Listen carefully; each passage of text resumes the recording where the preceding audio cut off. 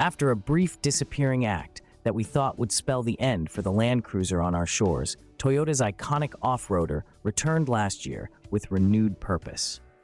Now motivated by a 4-cylinder hybrid powertrain good for a combined 326 horsepower, it shares its bones with the Lexus GX and has been downsized slightly, losing its third row in the process.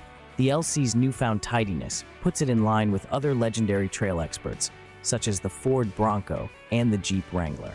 The Landcruiser has been reworked and modernized inside and out, packing the latest Toyota infotainment tech and plenty of driver aids, while retaining a serious four-wheel drive system and plenty of nods to LC history, including the base model's round headlights. There's also a new 4Runner for 2025 that's slightly smaller than the LC, while the Tundra-based Sequoia occupies the top rung of Toyota's expansive SUV ladder. What's new for 2025?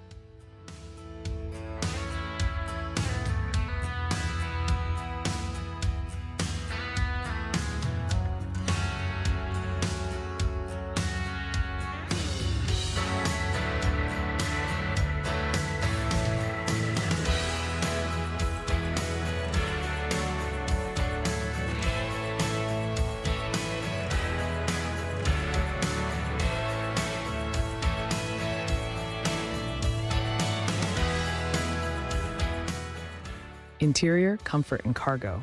Unlike the previous generation Landcruiser, this new one is strictly a 2-row, 5-seat SUV. Toyota has downsized the Cruiser's body this time around, putting it into contention with mid-size rivals such as the Ford Bronco and the Jeep Wrangler, rather than full-size SUVs such as the Chevrolet Tahoe and the Ford Expedition. While the base 1958 trim does without many of the other trim's luxuries, it still offers niceties such as heated seats, a heated steering wheel, and a 6-speaker stereo.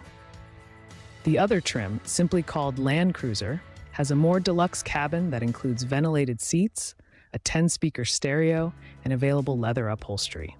In our testing, the Landcruiser held 17 carry-on suitcases behind the rear seats and 31 cases with the rear seats folded.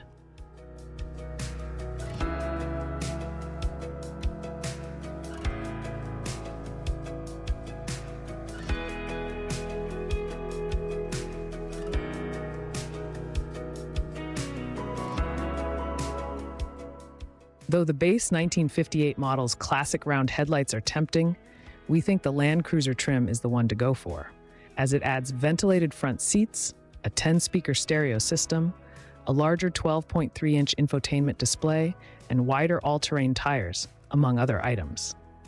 Engine, transmission, and performance. Given that this is an entirely modernized and smaller generation of the Landcruiser, Toyota has elected to install a hybrid powertrain in place of a naturally aspirated